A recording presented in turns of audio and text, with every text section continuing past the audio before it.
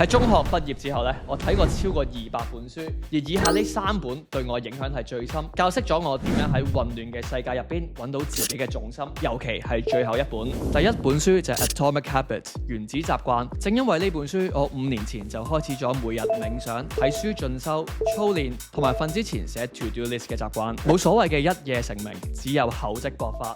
每日微小嘅選擇同埋習慣，會慢慢變成我哋嘅命運。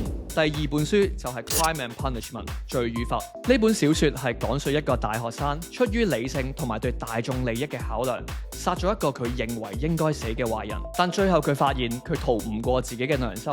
對於一個做咗錯事嘅人嚟講，最大嘅懲罰唔係法律，而係避無可避嘅心理折磨。呢本書係好影響我日後做決定。我選擇做啱嘅事，並唔係因為我有幾高尚，而係因為我真心覺得心安理得係世界上最貴重嘅東西。最後一本書都係小說 Stoner 史托納。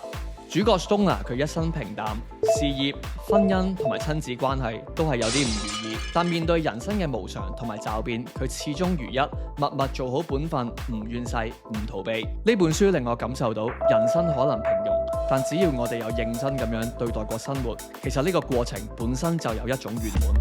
就好似西西弗斯咁樣，其實重點並唔係嗰嚿石有冇俾人推到上山頂，而係喺呢個推石嘅過程入邊，我哋係咪活得有尊嚴，而且無愧於心。